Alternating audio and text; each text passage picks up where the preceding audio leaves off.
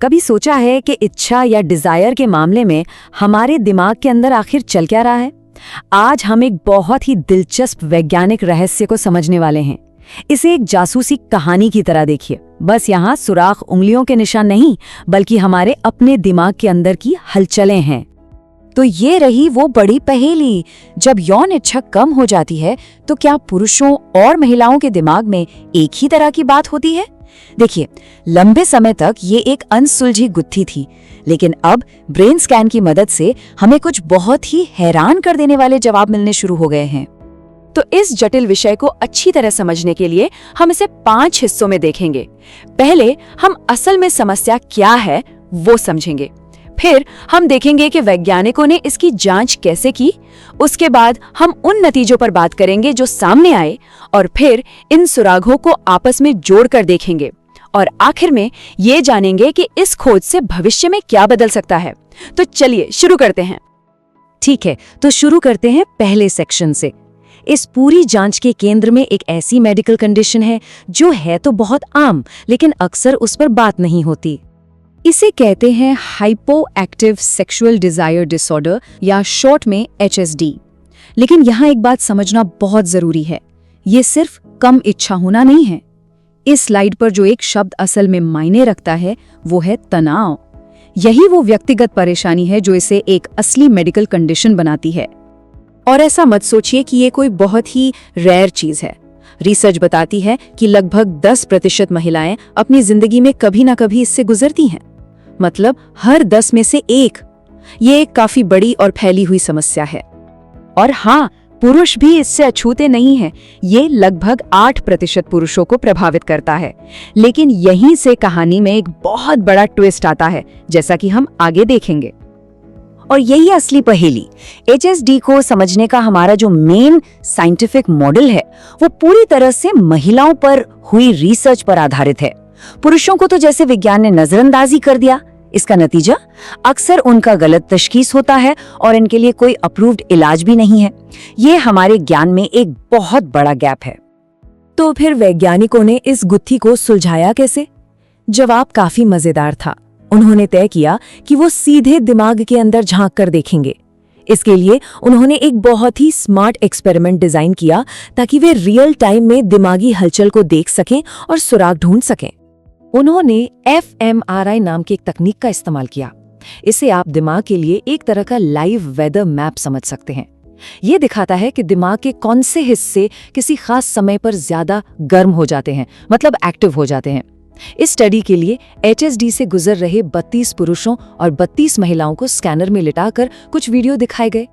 तो पार्टिसिपेंट्स ने 2 तरह के वीडियो देखे। एक में यौन गतिविधि दिखाई गई और दूसरा था कंट्रोल वीडियो, जिसमें एक जोड़ा बस एक्सरसाइज कर रहा था। अभी कंट्रोल वीडियो बहुत जरूरी है। दोनों वीडियो पर दिमाग की प्रतिक्रियाओं की तुलना करके वैज्ञानिक सिर्फ यौन प्रोसेसिंग से जुड़ी हलचल को अलग कर सकते थे, जैसे किसी फिल्टर का इस्तेमाल करके बाकी शोर को हटा दिया हो। ठीक है, अब तैयार हो जाइए, क्योंकि यहीं से कहानी में एक ऐसा मोड़ आता है जिसकी किसी को उम्मीद नहीं थी। जब वैज्ञानिकों ने ब्रेन स्कैन के डेटा को एनालाइज किया तो उन्हें कुछ ऐसा मिला जिसकी किसी ने कल्पना भी नहीं की थी। ये थी मुख्य खोज। महिलाओं के दिमाग में सोचने समझने वाले हिस्से, जिन्हें आप दिमाग का CEO कह सकते हैं, और गहरे भावनात्मक केंद्र यानी दिमाग का इमोशनल डिपार्टमेंट, दोनों में एक साथ हलचल हुई। वहीं दूसरी तरफ पुरुषों में सबसे ज्यादा हलचल विजुअल कॉर्टेक्स में थी, यानी दिमाग की मूवी स्क्रीन पर, जो बस ये देख रहा था कि आंखों के सामने चल क्या रहा है। और ये चार्ट इसे बिल्कुल साफ साफ दिखाता है। आप देख सकते हैं कि महिलाओं के इमोशनल ब्रेन सेंटर्स में पुरुषों के मुकाबले कितनी ज्यादा एक्टिविटी हो रही थी। ये अंतर कोई छोटा मोटा नहीं, बल्कि बहुत बड़ा है। और इससे भी ज्यादा दिलचस्प बात ये थी कि महिलाओं में ये दिमागी हलचल सीधे उनकी भावनाओं से जुड़ी हुई थी। जिन महिलाओं के हाइपोथैलेमस में ज्यादा एक्टिविटी थी, उन्होंने वीडियो के बाद ज्यादा उत्तेजना और इच्छा महसूस करने की बात कही। मतलब एक साफ कनेक्शन था। लेकिन पुरुषों में ऐसा कोई कनेक्शन नहीं मिला, बिल्कुल भी नहीं। उनके दिमाग में जो चल रहा था उसका उनकी बताई गई भावनाओं से कोई लेना देना ही नहीं लग रहा था। ये एक बहुत ही हैरान करने वाला डिस्कनेक्ट था, जिसने इस रहस्य को और भी गहरा कर दिया। तो इन सब सुरागों का आखिर मतलब क्या है? अब समय है पहेली के इन टुकड़ों को एक साथ जोड़ने का। ये डेटा हमें दो बहुत ही अलग अलग कहानियां बताता है कि HSDD पुरुषों और महिलाओं के दिमाग में कैसे काम कर सकता है। महिलाओं के लिए डेटा उस मौजूदा टॉप डाउन थ्योरी को ही सपोर्ट करता है। इसे ऐसे समझिए, दिमाग का CEO यानी सोचने समझने वाला हिस्सा इमोशनल डिपार्टमेंट पर कुछ ज्यादा ही कंट्रोल कर रहा है, उसे दबा रहा है। इस स्टडी में दोनों हिस्सों में एक साथ एक्टिविटी का बढ़ना इसी अंदरूनी खिंचतान का संकेत देता है। लेकिन पुरुषों के लिए ये स्टडी एक बिल्कुल नई कहानी सामने रखती है, जिसे हम सेंसरी डिस्कनेक्शन मॉडल कह सकते हैं। मतलब आंखें तो उत्तेजना देख रही हैं और दिमाग की मूवी स्क्रीन भी एक्टिव है, लेकिन ऐसा लगता है कि वो सिग्नल इमोशनल डिपार्टमेंट तक ठीक से पहुंच ही नहीं रहा है। जैसे सिग्नल तो भेजा जा रहा है पर कोई रिसीव ही नहीं कर रहा। रिसर्च पेपर खुद इस बात को बहुत अच्छे से समझाता है। वो बताते हैं कि यौन संकेतों पर दिमाग की इमोशनल प्रतिक्रिया का एक क्रम सा लगता है। सबसे ऊपर स्वस्थ पुरुष, उनके बाद स्वस्थ महिलाएं, फिर HSDD वाली महिलाएं और सबसे नीचे सबसे कम प्रतिक्रिया के साथ HSDD वाले पुरुष। तो ये सब सिर्फ एक वैज्ञानिक जिज्ञासा से बढ़कर क्यों है? ये इसलिए जरूरी है क्योंकि ये समझना कि HSHD पुरुषों और महिलाओं में अलग अलग तरीकों से काम करता है, असल दुनिया में इलाज के तरीकों में बहुत बड़े बदलाव ला सकता है।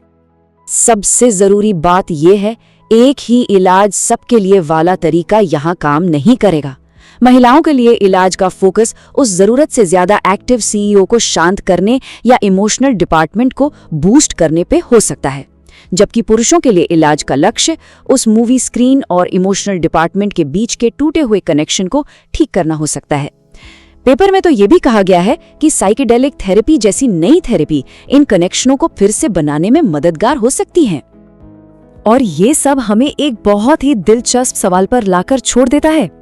जैसे जैसे हम दिमाग के इस इनक्रेडिबली जटिल वायरिंग का नक्शा बना रहे हैं, क्या हम इंसान के सबसे बुनियादी अनुभवों में से एक यानी इच्छा के रहस्यों को खोलने की दहलीज पर खड़े हैं?